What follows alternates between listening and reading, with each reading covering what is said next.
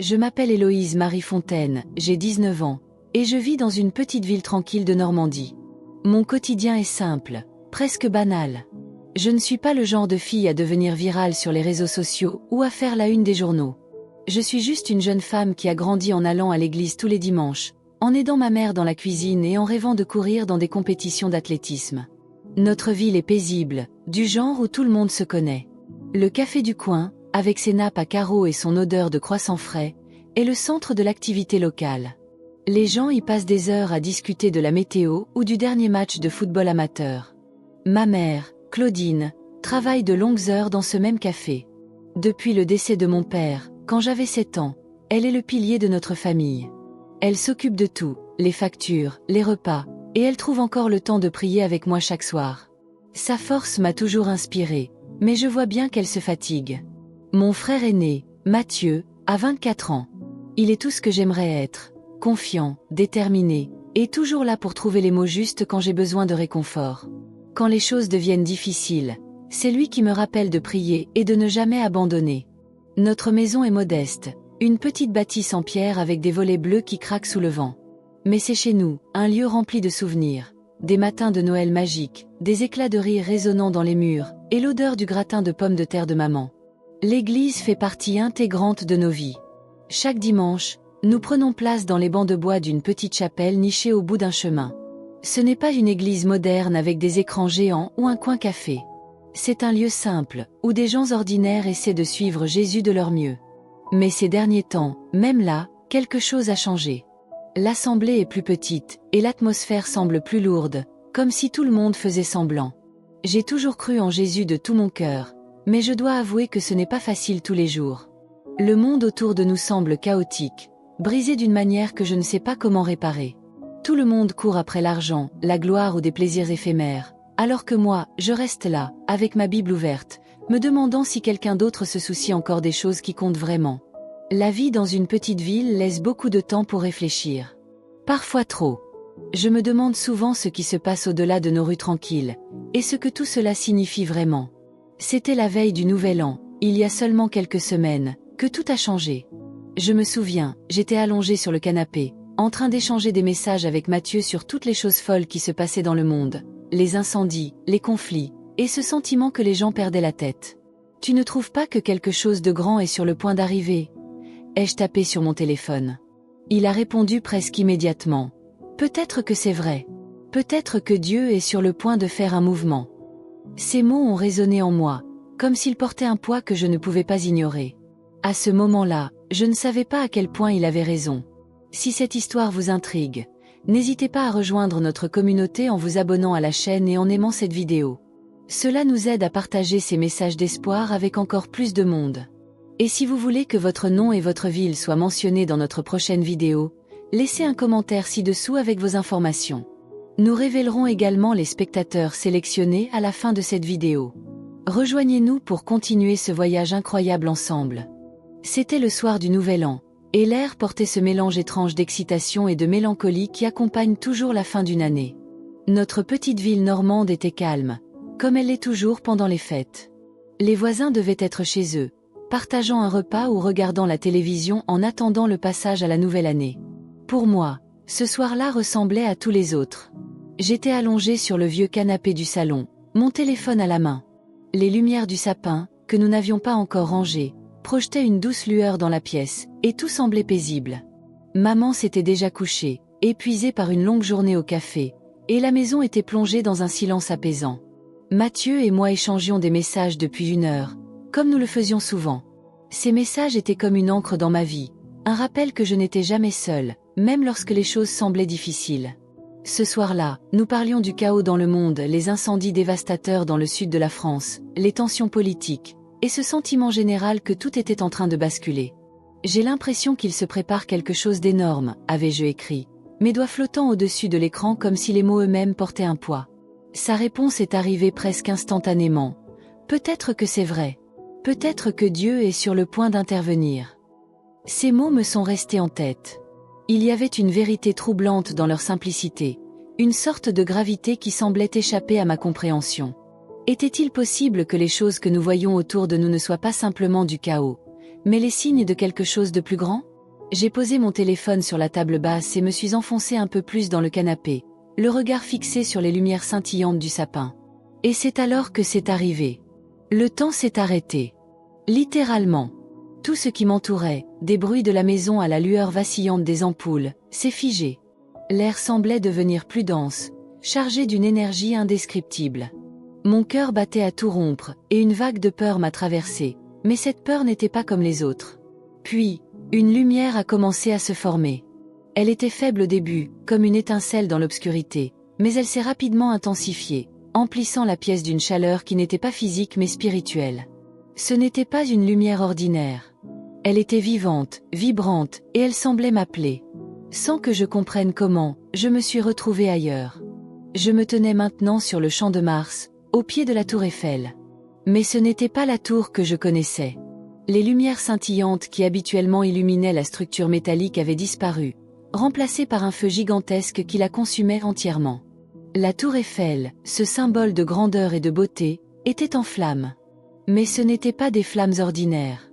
Elles dansaient, se tordaient, comme si elles étaient conscientes. Ce feu semblait avoir un but, une mission, révélée. Je me suis figée, incapable de détourner les yeux. Ce n'était pas de la destruction pour le plaisir de détruire. Ce feu montrait quelque chose, il révélait ce qui se trouvait sous la surface. Les plaques métalliques noircies de la tour semblaient se détacher, exposant une obscurité cachée.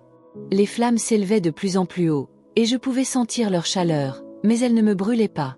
C'était une chaleur différente, une chaleur qui semblait s'adresser à mon âme plutôt qu'à mon corps. Je voulais bouger, parler, crier, mais je ne pouvais rien faire d'autre que regarder. La tour Eiffel, ce monument qui avait traversé les époques, n'était plus qu'un squelette de mensonges et de secrets exposés par le feu. Et à cet instant, j'ai compris que ce que je voyais n'était que le début. La tour Eiffel, ce symbole universel de grandeur et d'élégance, était méconnaissable. Dévorée par des flammes gigantesques, elle s'élevait dans la nuit comme un phare de chaos. Mais ce n'étaient pas des flammes ordinaires. Elles semblaient vivantes, dansant avec une intention qui allait bien au-delà de la destruction. Je me tenais là, immobile, incapable de détourner les yeux. Le feu ne faisait pas que brûler, il dévoilait. Chaque étincelle, chaque flamme révélait quelque chose de caché sous la surface de l'acier et du métal. Les plaques se détachaient comme si elles avaient été arrachées par une main invisible, exposant une noirceur que je ne pouvais pas expliquer. Autour de moi, le champ de Mars, habituellement rempli de rires et de touristes, était étrangement silencieux. Le ciel, d'un gris malade et oppressant, semblait absorber toute lumière. Il n'y avait ni étoile, ni lune, seulement cette lueur orange pulsante des flammes. Plus je regardais, plus je comprenais que ce feu ne cherchait pas à détruire pour le plaisir. Il révélait une vérité, une réalité que nous avions trop longtemps ignorée. Les flammes grimpaient, déchirant l'apparence de la tour, mais ce n'était pas la structure métallique qui attirait mon attention. À travers les flammes, je pouvais voir des chaînes. Elles étaient épaisses, lourdes, entrelacées dans les fondations mêmes du monument. Ces chaînes n'étaient pas faites de métal. Elles étaient forgées de compromis, de mensonges et de choix. Elles représentaient chaque promesse non tenue, chaque acte de corruption, chaque moment où l'intérêt personnel avait pris le pas sur la vérité. Je pouvais sentir le poids de ces chaînes, même à distance. Elles semblaient étendre leurs tentacules invisibles au-delà de la tour Eiffel, reliant des choses que je ne pouvais pas encore voir, mais que je sentais profondément. Et puis, je les ressentis. Une présence derrière moi, calme, mais imposante. Je n'avais pas besoin de me retourner pour savoir qui c'était. Jésus. Il était là, comme un pilier de paix dans le tumulte. Sa présence ne nécessitait pas de mots. Elle parlait directement à mon âme. Je pouvais sentir sa tristesse, profonde et accablante. Ce n'était pas une colère froide ou un jugement. C'était un amour pur, mêlé d'une douleur que je ne pouvais que commencer à comprendre. Je me suis retournée, enfin. Ses yeux ont rencontré les miens, et dans ce regard, tout était clair. Ce feu n'était pas là pour détruire par vengeance. Il était là pour purifier, pour réveiller. Je sentais son appel dans chaque fibre de mon être. C'était un message, une mission. Il ne s'agissait pas seulement de ce que je voyais, mais de ce que je devais faire. Les flammes continuaient, impitoyables mais précises, dévoilant des vérités qui m'étaient difficiles à accepter. Elles n'épargnaient rien, les chaînes, les mensonges, les distractions. Tout était exposé. Alors que je me tenais là, les larmes roulant sur mes joues, j'ai compris que ce n'était pas uniquement un avertissement pour la tour ou pour Paris. C'était pour nous tous. Les flammes ne détruisaient pas sans raison. Elles révélaient pour donner une dernière chance. Les flammes autour de la tour Eiffel ne s'arrêtaient pas. Elles montaient toujours plus haut, dévorant tout sur leur passage, mais sans jamais se contenter de détruire. Ce feu avait un but. Il révélait ce qui se cachait derrière les apparences, comme s'il arrachait un voile qui avait trop longtemps dissimulé la vérité. Les chaînes que j'avais aperçues auparavant semblaient s'étendre. Elles n'étaient pas seulement liées à la structure métallique de la tour, mais s'étiraient comme des racines invisibles, connectant des éléments bien au-delà de ce que mes yeux pouvaient voir. Je pouvais sentir leur influence, leur poids, leur pouvoir sur les choses et sur les gens. En regardant autour de moi, j'ai commencé à voir d'autres scènes se révéler. Ce n'était plus seulement la tour Eiffel. Le feu se répandait sur le champ de Mars, s'étendant comme une vague, touchant les bâtiments environnants et les quartiers adjacents. Mais il ne détruisait pas ces lieux. Au contraire, il révélait ce qui s'y cachait. Les murs des maisons semblaient fondre sous l'effet des flammes, exposant ce qu'il y avait à l'intérieur. Je voyais des familles assises dans leur salon, leurs visages éclairés par l'éclat bleuâtre des écrans de télévision ou des téléphones. Ils semblaient tranquilles, absorbés dans leurs distractions, mais ils ne voyaient pas ce qui les entourait. Le feu dévoilait quelque chose d'effrayant. Derrière ces scènes de calme apparent, des chaînes invisibles enserraient les gens. Elles étaient là, bien réelles, même si personne ne semblait les remarquer. Chaque lien de ces chaînes était forgé par des choix, des mensonges, des promesses vides. C'étaient des chaînes de distraction, d'illusion et de dépendance. Je voyais comment elles reliaient tout. Les chaînes n'étaient pas isolées. Elles formaient un réseau immense, un système qui capturait tout et tout le monde. Les familles, les dirigeants, les entreprises, tous étaient interconnectés par ce même tissu de corruption et de fausses priorités. Et puis, j'ai ressenti de nouveau sa présence. Jésus était là, derrière moi, comme une ancre dans la tempête. Son regard était rempli de tristesse, mais aussi d'une compassion si profonde qu'elle semblait percer mon âme. Il n'avait pas besoin de parler. Sa présence disait tout. Je sentais sa douleur face à ce qu'il voyait, mais je sentais aussi son amour. Ce feu n'était pas simplement une punition ou un jugement. Il était une invitation, une opportunité de voir la vérité et de choisir un autre chemin. Les flammes continuaient à se propager, révélant de plus en plus. Chaque maison, chaque quartier, chaque personne touchée par ce feu portait en elle une histoire de choix et de conséquences. Alors que je regardais tout cela, une certitude s'est imposée à moi. Ce que je voyais n'était pas une fin. C'était un commencement, une chance pour chacun de se réveiller et de briser ses chaînes.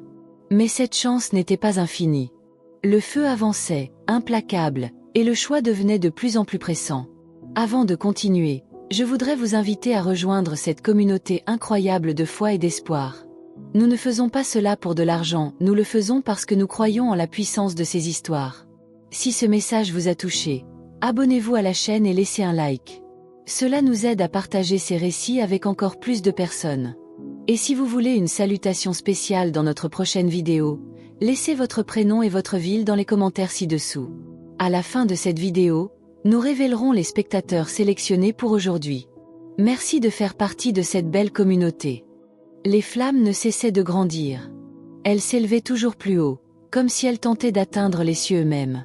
Mais au lieu de simplement détruire, elles semblaient éclairer un chemin, une vérité qui ne pouvait plus être ignorée.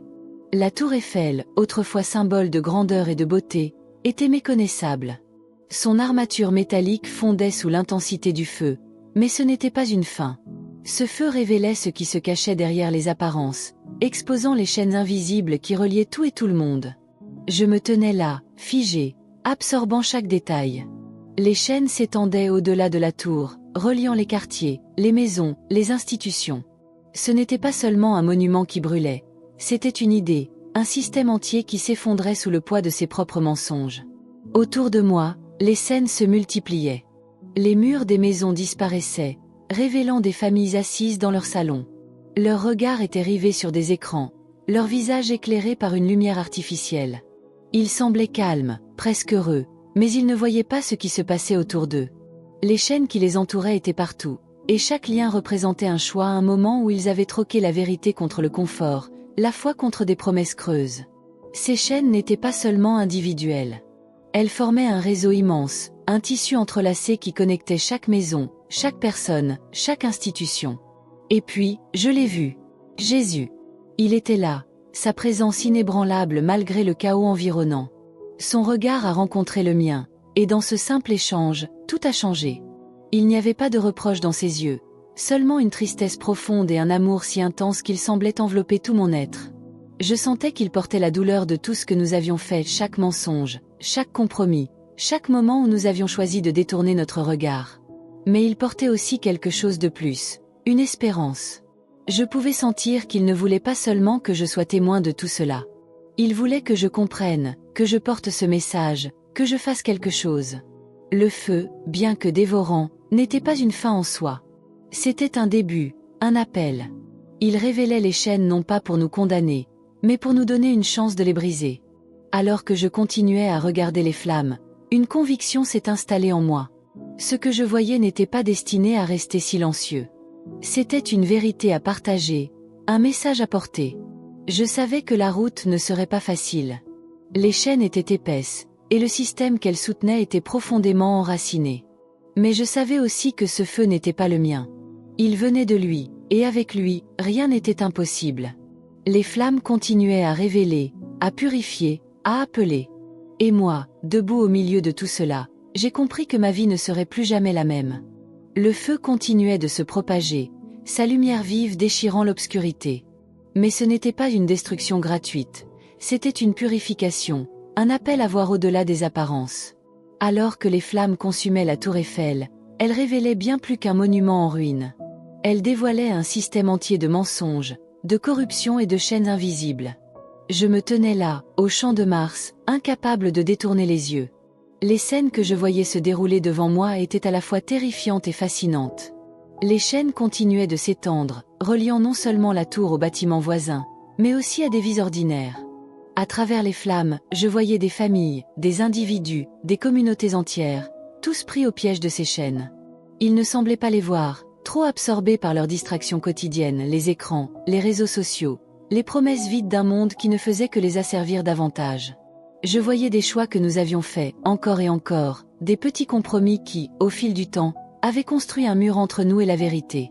Mais les flammes brisaient ce mur, exposant chaque mensonge pour ce qu'il était. Puis, je l'ai ressenti de nouveau. Jésus était là.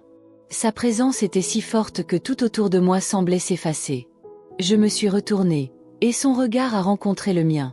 Ses yeux étaient emplis d'une douleur que je ne pouvais que commencer à comprendre, mais aussi d'un amour si profond qu'il semblait capable de briser toutes les chaînes à lui seul. Il n'a pas parlé. Il n'en avait pas besoin. Sa présence disait tout. Ce feu n'était pas une fin, mais un commencement. Je sentais le poids de ce que je voyais, le poids d'un monde qui s'effondrait sous le poids de ses propres choix. Mais en même temps, je sentais une lumière, une espérance, quelque chose qui murmurait que tout n'était pas perdu. Les flammes, bien qu'implacables, portaient un message de rédemption. Elles révélaient non pas pour condamner, mais pour offrir une chance de se réveiller, de briser les chaînes et de choisir un autre chemin. Je me suis laissé tomber à genoux, le cœur lourd mais rempli d'une étrange paix. Les larmes coulaient librement sur mon visage alors que je réalisais que ce que je voyais n'était pas seulement un avertissement. C'était une mission. Cette mission n'était pas une tâche que je pouvais accomplir seule, et je savais que je ne serais pas seule. Jésus était là, et il appelait chacun de nous à répondre. Les flammes continuaient de brûler, mais elles illuminaient un chemin. Ce chemin n'était pas facile, mais il était clair, revenir à la vérité, à la foi et à lui. Avant de conclure, je voudrais vous inviter à faire partie de notre communauté. Nous ne faisons pas cela pour de l'argent, nous le faisons parce que nous croyons en la puissance de ces messages. Si vous avez trouvé de la valeur dans cette histoire, abonnez-vous à la chaîne et laissez un like. Cela nous aide à toucher plus de personnes et à continuer à partager des récits qui inspirent et transforment. Ensemble, construisons une communauté de foi, d'espérance et d'amour. Votre soutien fait toute la différence. Le feu s'éteignit doucement, mais son écho résonnait encore dans mon esprit et dans mon cœur. Je me retrouvais de nouveau dans mon salon, entouré des lumières tamisées de notre sapin de Noël. Mais quelque chose avait changé. Le monde semblait différent, plus lourd d'une vérité que je ne pouvais plus ignorer. Je restais assise sur le canapé, immobile, le regard fixe, tandis que les scènes de la vision continuaient de défiler dans mon esprit. La tour Eiffel consumée par des flammes, les chaînes invisibles révélées, les familles piégées dans leurs distractions, et surtout, Jésus. Sa présence était encore si vivante en moi. Son regard empreint d'amour et de tristesse hantait mon âme, mais il portait aussi une force, une invitation que je ne pouvais pas refuser. Ce n'était pas seulement un avertissement que j'avais reçu, c'était une mission, un appel à agir. Je repensais à ce que j'avais vu. Les chaînes n'étaient pas uniquement celles des autres. Elles étaient aussi les miennes, des moments où j'avais choisi la facilité au lieu de la vérité, le confort au lieu de la foi. Ces choix, petits mais constants, avaient construit des murs entre moi et lui. Mais maintenant, les flammes avaient brisé ces murs. Elles avaient exposé tout ce que nous avions choisi d'ignorer, non pour nous condamner, mais pour nous libérer. Je sentais le poids de cette mission comme une flamme encore vive dans mon cœur. Ce message n'était pas destiné à rester silencieux. Il devait être partagé, même si cela signifiait affronter l'incompréhension ou le rejet. Jésus m'avait montré que ce feu n'était pas une fin. C'était une nouvelle chance. Une opportunité de nous réveiller, de briser nos chaînes et de revenir à lui. Mais cette chance n'attendrait pas éternellement. Alors que je me relevais du canapé, je savais que ma vie ne serait plus jamais la même. Ce n'était que le début d'un voyage qui m'amènerait à partager cette vérité avec le monde. Avant de terminer, j'aimerais prendre un moment pour envoyer une salutation spéciale à 2 membres précieux de notre communauté. Lise, de Saint-Antoine de la Valtrie, au Québec, au Canada, et Jean-Marie, de Strasbourg, en France. Merci de faire partie de cette aventure.